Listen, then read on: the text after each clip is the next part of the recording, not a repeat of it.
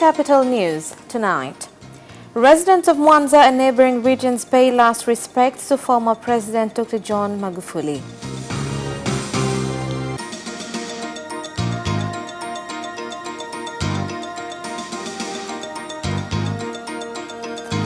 The body of former President Dr. John Magufuli arrives in his hometown of Chato.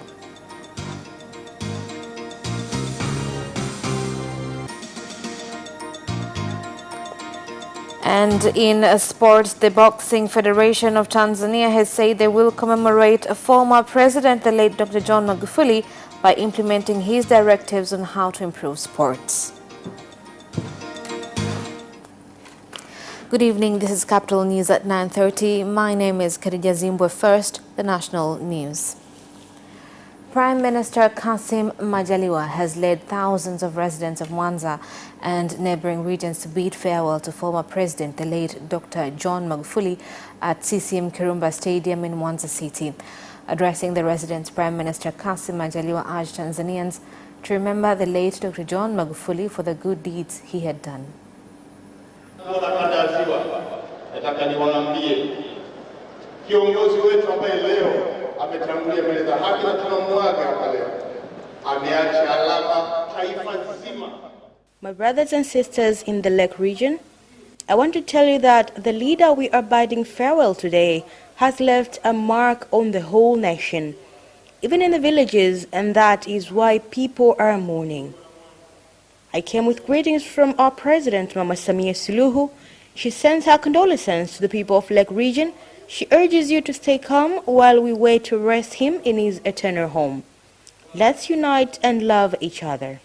Tukisubiri siku ya kufikisha kwenye nyumba yake ya milele. Anatuomba tuendelee kushirikiana, kushikamana, kupendana kama tulivyokuwa. Prime Minister Kassim Majaliwa also commended the media in the country for coverage provided since the death announcement of former President, the late Dr. John Magufuli, and said that the government recognizes the role played by the media throughout this period of national mourning.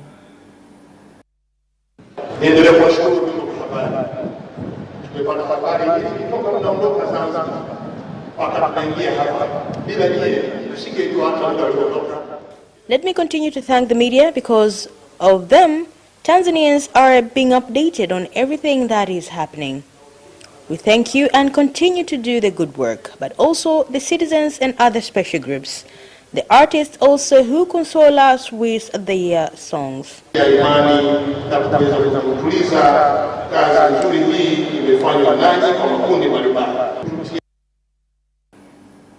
Due to massive turn-up of mourners, the body of former President, the late Dr. John Magufuli, was driven around CCM Kirumba Stadium to give residents an opportunity to wave their goodbyes after various government, religious and military leaders paid their last respects.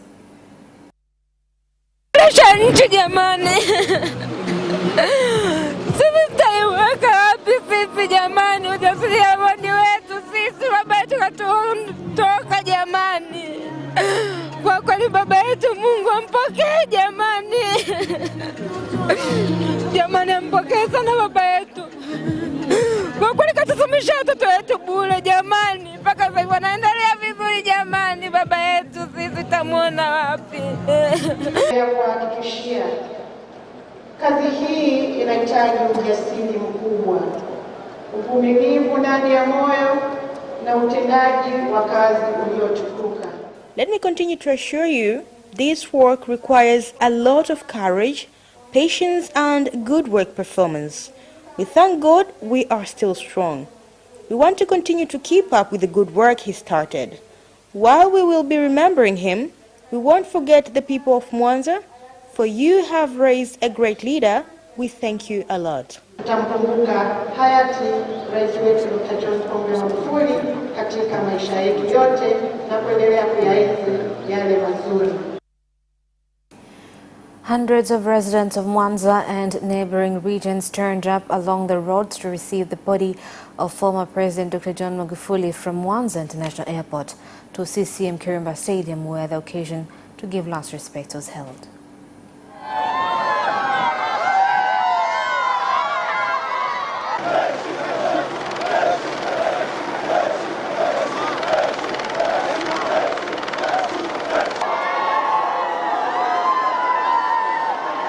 Nimeona nifike nishuhudie kabisa jemedari huyu jinsi. I have decided to come and witness for myself and bid my last farewell for this fallen hero. The day I heard he was gone, it was hard for me to believe. He has done and helped us a lot, especially us small entrepreneurs. Msiba wa aliyekuwa rais wa Tanzania ndugu Joseph Pombe Magufuli. This tragedy has touched me a lot. Even this road was unpaved, but he has built us hospitals.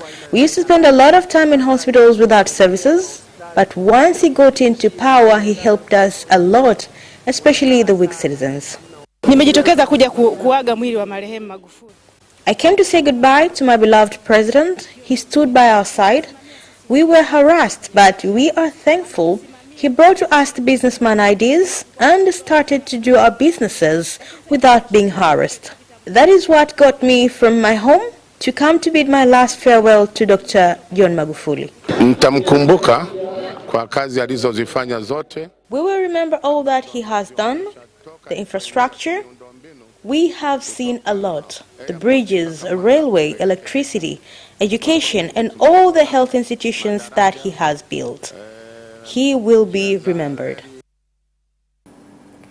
Various political leaders in the country who turned up at the last respects held in Mwanza City have said that the death of former President, the late Dr. John Magufuli, has been a big blow to them, as had been a leader who had brought significant change and wanted Tanzanians to benefit from the country's natural resources.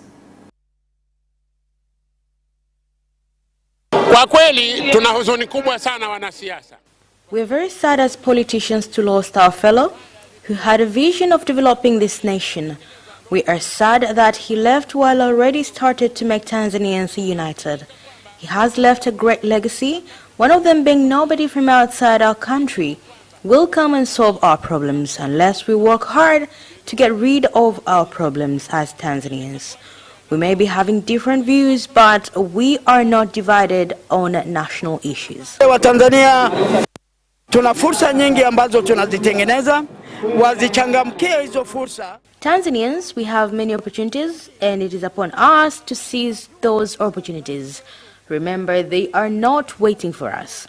You know, our president has been working on SGR, and many of us do not understand why SGR.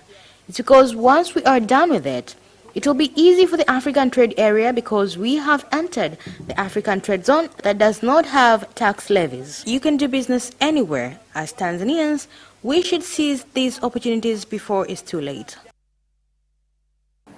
Various ministers who had worked with former President, the late Dr. John Magufuli from Lake Zone regions have said they will remember him for his hard work, which they believe will be continued by the current President, Samia Suluhu Hassan. Tunamshukuru Mungu kwa zawadi ya Dr. John Pombe Magufuli ambaye alitupatia Watanzania. Kwa hiyo kuondoka kwake. Yes. We thank God for the gift of Dr. John Pombe Magufuli that he has gifted Tanzania. His departure will be remembered. I, as one of the people that worked with him, I thank him for giving me the chance to work at his Ministry of Land, Housing and Residential Development as the Deputy Minister. We will make sure that all he dreamt will be put into reality. I believe Mama Samia will take us through. Sisi tumekuwa wanafunzi wake kwa maana ya tumeona alivyokuwa akifanya kazi. We have been his student, seeing how he worked, and what we got from him is his daring behavior and the courage to implement the development plans, and has bared us fruits in our country. For all these 6 years, our president has worked with Dr. Magufuli, so we believe she will continue with what Dr. Magufuli started. Kikubwa mimi nipate kumshukuru Mwenyezi Mungu kwa sababu hayati Dr. John Pombe Magufuli aliniamini na kunipa dhamana kwa kipindi chote katika ofisi yake. First and foremost, I want to thank God because Dr. John Magufuli trusted me and put me in his office, in the Regional Administration and Local Government Office. He gives me hope to continue working. Let's remember when he gave me this ministry, it had a lot of challenges. Ever since he gave me the ministry, we did a lot of work. Today, Dr. Misemi has done a lot of changes in different sectors. We will continue to support our President, Mama Samia Suluhu. Various envoys have continued to sign the condolence book for former President of the Fifth Phase government, the late Dr. John Magufuli, at Mwalimu Nyerere Convention Center in Dar es Salaam. I was very touched by the emotions and, well, the grief that I saw with the people of Tanzania. It was a very special ceremony, very well organized. It was also very good to see all the other statesmen, the presidents of African countries, to come and pay their respects, listen to the speeches. Among others who signed the book of condolence was the management of IPP, led by the co-chief executive officer Abdul Mengi, who was accompanied by the managing director of ITV Radio 1, Joyce Mhavile, and director of marketing, Joyce Luhanga. At Karimjee Hall, leaders of various institutions and associations also turned up to sign the condolence book.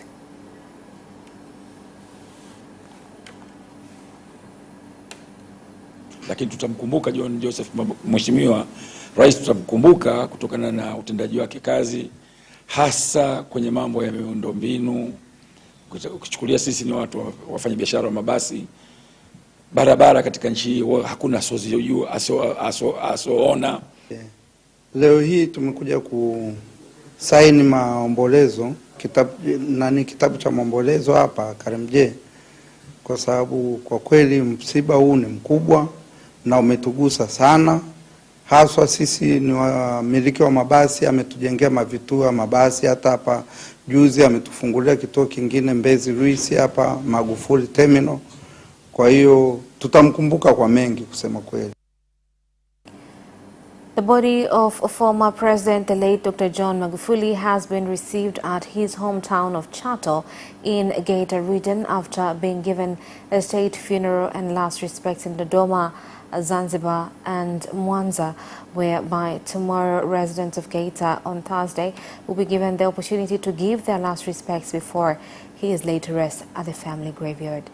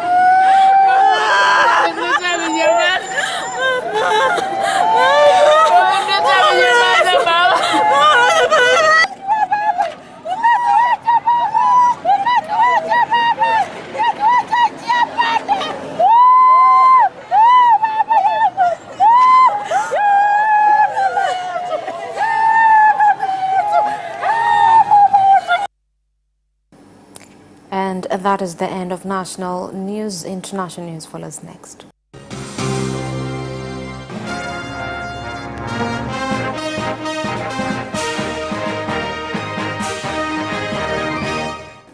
And in international news, one of the largest cargo container ships in the world has turned sideways and blocked all traffic in Egypt's Suez Canal, threatening to disrupt a global shipping system already strained by the coronavirus pandemic.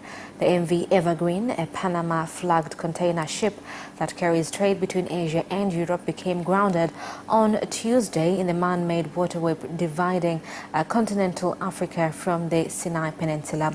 The Evergreen had been overcome by strong winds as it entered the Suez Canal from the Red Sea, but none of its containers had sunk.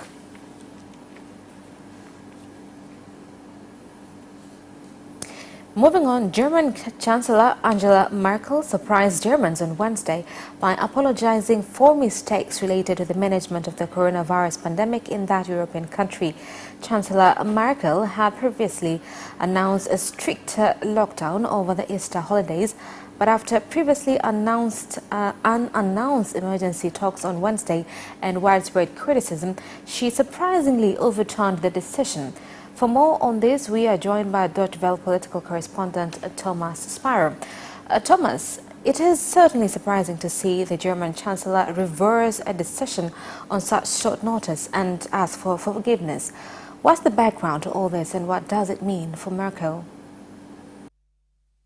Well, after marathon talks on Monday in the Chancellery, 12 hours long and well into the night, Merkel had announced a slightly stricter lockdown over the Easter holidays, all that to discourage travel and social contact, with churches asked to hold their services online, public gatherings prohibited, and almost all shops closed during those 5 days. But after strong criticism, even from within her own ranks, both at the measures and the style of leadership, Angela Merkel surprised everyone in Germany on Wednesday with a reversal and an apology, stressing that the idea of a stricter Easter shutdown was difficult to implement in such short notice, saying the mistake was hers alone and recognizing that it was causing additional uncertainty among Germans. Her statement on Wednesday was remarkable. It will probably go down as one of her most memorable and difficult ones in her 15 years as German Chancellor, and it will probably also be mentioned as part of her legacy at a time when Germans are preparing to elect her successor in only 6 months. Now, give us some context. How bad is coronavirus crisis in the country now? Germany is facing a very difficult time during what has been described as the third wave of the coronavirus pandemic. Infection cases are up to the extent that they're growing exponentially again. There are more active cases. There's an increase in hotspots and obviously growing concern. And this concern has to do in particular with the coronavirus variants, especially the B117 variant, which was first found in the UK, which is becoming more prevalent in Germany and is considered to be more deadly, more contagious for longer. And that's the reason why Chancellor Merkel had spoken of Germany basically being in a new pandemic. And all this is happening as Germany slowly progresses with its vaccination rollout. Why is it going so slowly? More than 11 million vaccine doses have been administered in Germany, and this means that over 9% of Germans have received at least one dose, and over 4% are now fully vaccinated. This is slow compared to other countries both inside the EU and outside the bloc. Part of the problem is definitely related to delivery issues at the wider European level, but Germany's rollout has also been badly affected by bureaucracy, by lagging digitalization, by organizational issues, and that's why leaders met last week in a so-called vaccination summit to try and speed things up. And part of the strategy will involve including GPs and family doctors in the whole process as of April so that they can vaccinate their own patients. As of now, vaccinations mainly took place in big centralized centers. And officials hope that this will help give the rollout not only speed, but also flexibility. Thank you so much, Thomas, for those updates. And that is the end of international news. Business news follows next after the short break.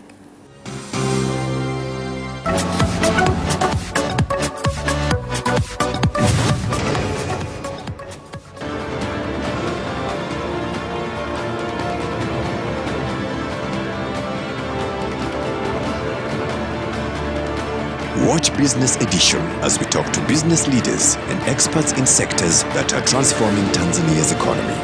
We believe that the driver is the customer. To change the mindset of traditional HR to the digitalization. Make sure that everybody can get some access to financial services.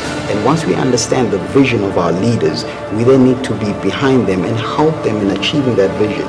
Business have involved mercantile operations, trade guilds, or shared agricultural production, infrastructure, construction, financial sectors, tourism, and mining. Business edition on Friday at 8:15 p.m.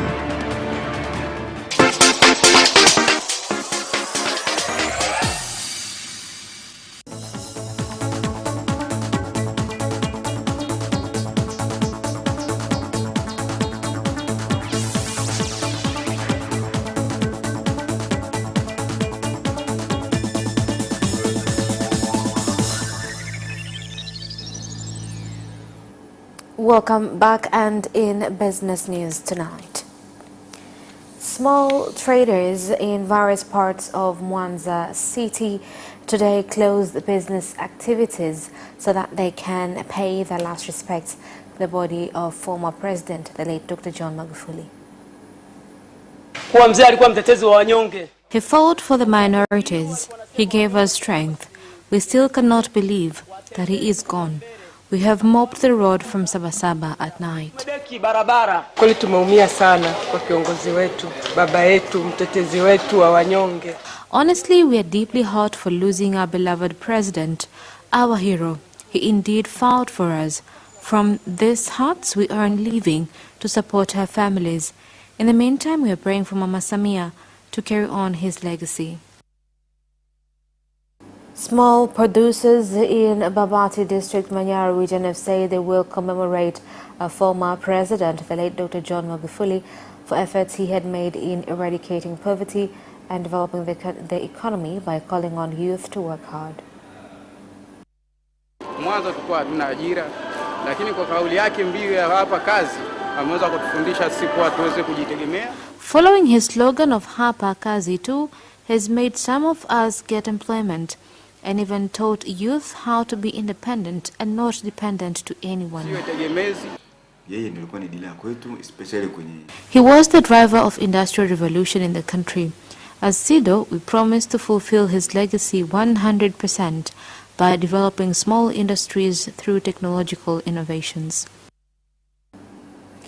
Traders, food vendors and tricycle taxi drivers, popularly known as Boda Boda in Chato Town, Geita region, have said the death of former President Dr. John Magufuli is a big blow, as he had been committed to create a conducive business environment for small traders. We're calling on traders to have sense of humor by operating just like how they used to when our president was still alive. They should not take advantage of the current situation to make money.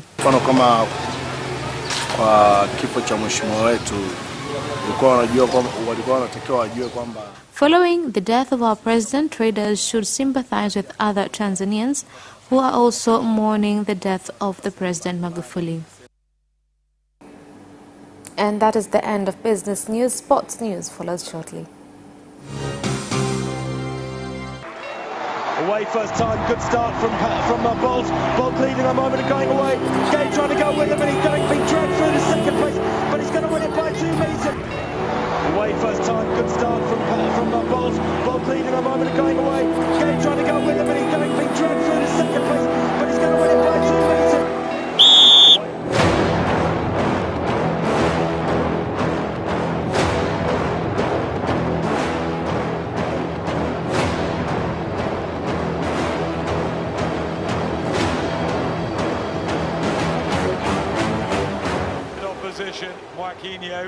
He did lose to Lynn.